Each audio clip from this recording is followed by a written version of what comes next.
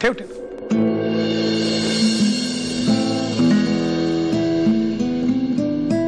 बस. ही माझी मुलगी अमृता. बेटा, तुझं पूर्ण नाव काय? अमृता नसीम इनामदार. तुमचं शिक्षण? MA in psychology with distinction. वा, मुलगी बरीच हुशार आहे. मला यांच्याशी एकट्याशी थोडं बोलायचं होतं. नाही, म्हणजे तुम्हाला जर आवश्यक वाटत असेल आणि तुम्हा सर्वांची काही हरकत नसेल तर मला काहीच प्रॉब्लेम नाहीये. जावेद बेटा, जा आणि बोला जे काय बोलायचंय तुम्हाला ते.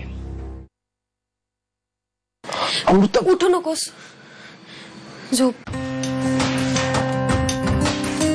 कसं वाटतंय आता? अरे काय विचारते मी? बरं वाटतंय का?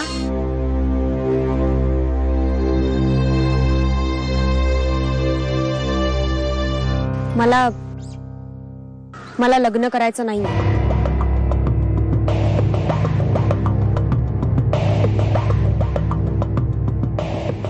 सॉरी, मला हे विचारण्याचा हक्क नाहीये, पण हा बघण्याचा कार्यक्रम तुमच्याकडून ठरवण्यात आला आणि मी माझी सगळी कामं सोडून तुमच्यासाठी इथे आलो. आणि आता तुम्ही मला सांगताय की तुमची इच्छा नाहीये लग्न करण्याची. तर निदान तुमची इच्छा का नाहीये हे जाणून घेण्याची अपेक्षा तरी ठेवू शकतो मी. माझं एका मुलावर प्रेम आहे.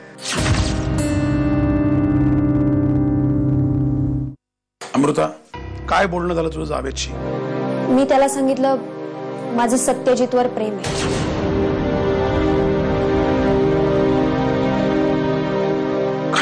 हो, आणि हेही सांगितलं की तुम्हाला हे सगळं मान्य नाही.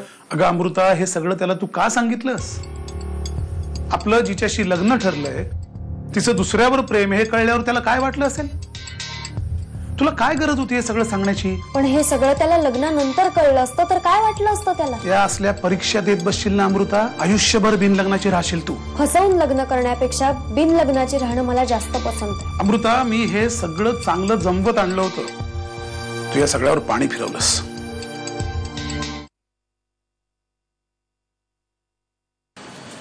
राघवा, हे चुलीत नेऊन टाक आणि अंगारा सत्याच्या कपाळाला आणून लाव. आणि येताना पण मागे वळून बघू नकोस.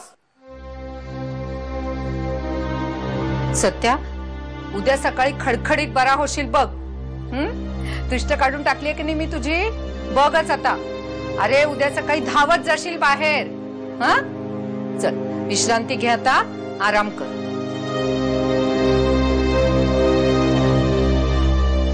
हे बघ, अल्लाने जगात काही फक्त सत्यजित आपटेलाच प्रेम करायला शिकवलेलं नाहीये. दुसरंही कुणीतरी ते प्रेम करू शकतं. संधी देऊन बघ. बाबा, दुसरे प्रेम करू शकतात पण मी परत प्रेम करू शकेन की नाही कोणास ठाऊक. अमृता, अगं बेटा, हीच वेळ आहे. भावनेनं निर्णय न घेता बुद्धीने विचार करण्याची हीच वेळ आहे. हा सगळा बावळटपणा सोड आणि तयार हो. अगं तो येणार आहे तुला भेटायला. बाबा पण अमृता, बास, हे आता अति होत आहे. अगं तू एवढं सगळं सांगितल्यावर पण त्याने फोन केला की नाही? हे बघ, त्याचं म्हणणं काही असो, तू मात्र त्याला होकार सांग, समजलं?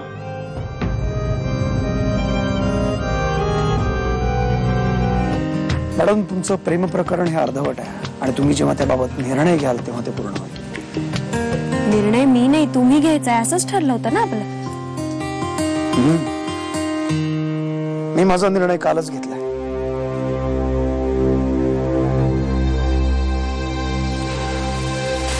तुम्ही मला पसंत आहात.